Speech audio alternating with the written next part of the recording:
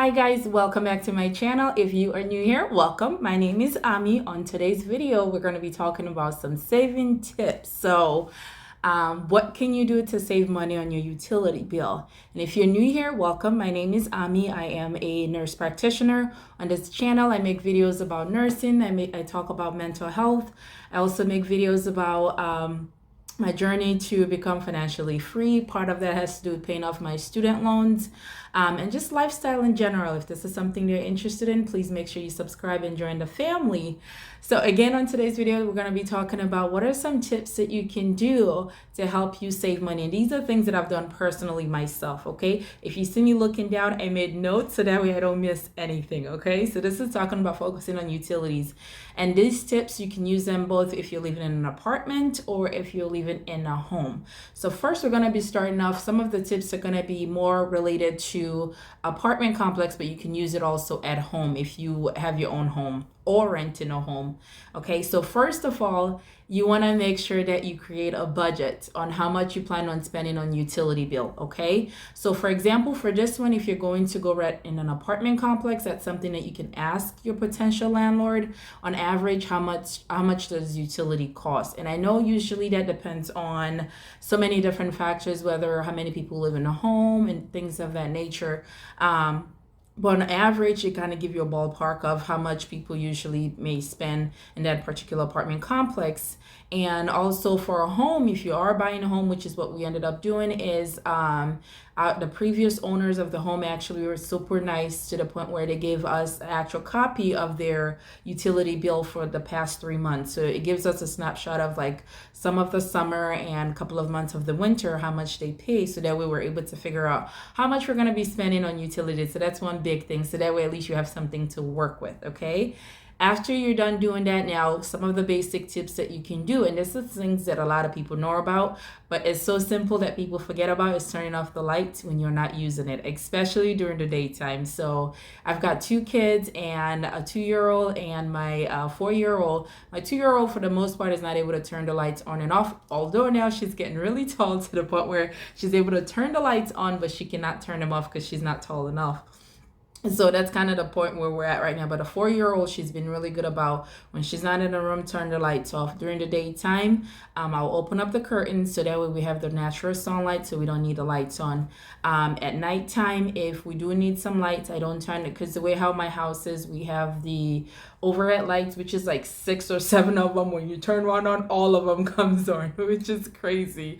Whoever decided to create this plan, I was like, this is just ridiculous. But for some reason, that's what they have. And so usually I just ended up getting one of those little lamps where you just turn it on at nighttime, and it's just one bulb, and that usually save a lot on the electric use wise. So, and another thing that we do too, we unplug and turn off everything at nighttime that we're not going to use because we're going to be sleeping. That includes microwave.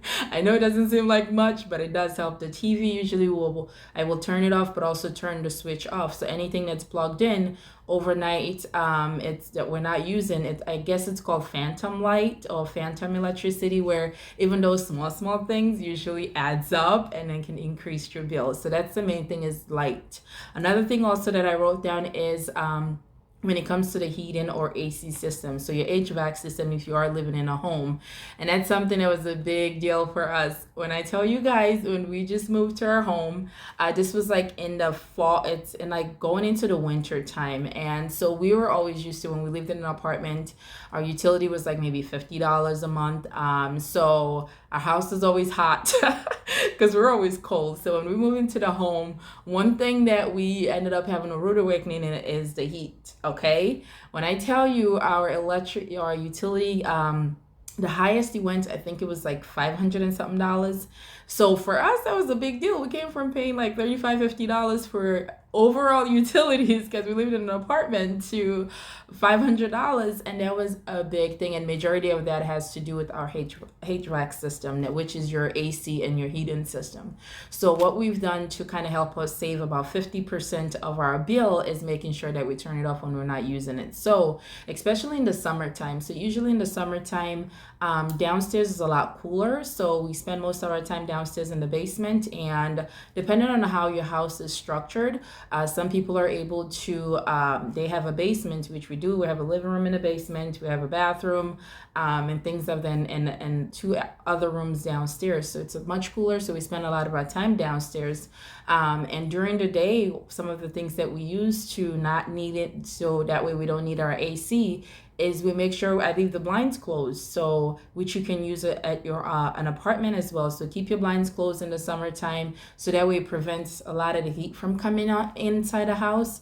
Also, if you have curtains, like use a darker, thicker curtain, so that way also that helps keep the cold air in and help prevent a lot of the heat from coming inside. And we keep all of our doors and windows closed until later in the day when it's like much cooler downstairs or much cooler outside, and I'll open the windows and stuff so we can get some of that fresh air. And that has been huge when it comes to AC wise, use of AC. Another thing also that I do is for our utility company, they don't have discounts, whereas some states they do have discounts where depending on what time of the day you're cooking, depending on usually if it's at night or early in the morning or on the weekends, they give you discounts just because a lot of people are not using electricity around that time. So that's another thing that's big.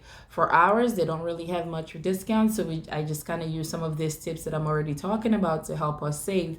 But make sure you check with your utility company to see if they offer any type of discount, what they call off-peak hours. So when you cook or use your washer and dryer at times of the day when people are not, maybe they're sleeping and a lot of people are not using electricity around that time. Another major thing too, and this has to do with like people that have homes or you're thinking about buying a home, is making sure that when you buy a home, one of the things that can save you money is when your HVAC system or when you use gas instead of electric. So ours is purely electric, whereas for other homes they use gas, and that's a lot cheaper.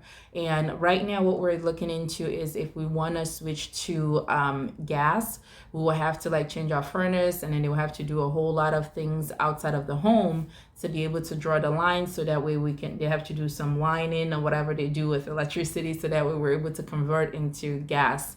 But it's one of those things where we're trying to figure out if it's worth doing or not. Other things also that you can do to help save money is laundry. So one of the major things that we did is when we just moved, it was like, again, at the apartment complex, we didn't have to worry much about doing laundry. We do laundry any time of the day that we want. So when we moved, in terms of laundry wise, I make sure we have a full load of laundry. So a lot of the time I'm doing like 1 or 2 loads at a time. When I'm doing laundry, and sometimes I do once a week, sometimes I do once every 2 weeks, depending on your family. We're a family of 4, and a lot of the time we don't go anywhere. We're mostly home. So a lot of the time we don't really have a lot of dirty clothes, to be honest with you. Sometimes with kids, having 2 kids, they do go through a lot of their clothes a lot faster. So you may have to do laundry a little bit more frequent than someone that doesn't have kids, but just kind of see what works for you and your family. Maybe even getting a little bit more clothes that they're able to last them for a week or 2, and then you do laundry every 1 to 2 weeks.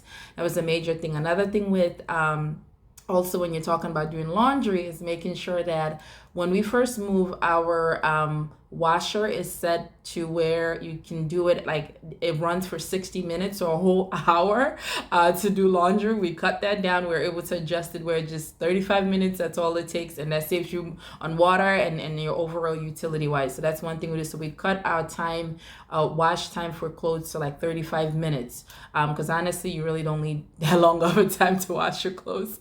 And most of the time with kids, it's either they're eating and then they mess up their shirts, or it's wet, or even for us as adults, most of the time we're home is mostly just regular sweats, and that you don't really need that long of a wash to make sure that your clothes is clean.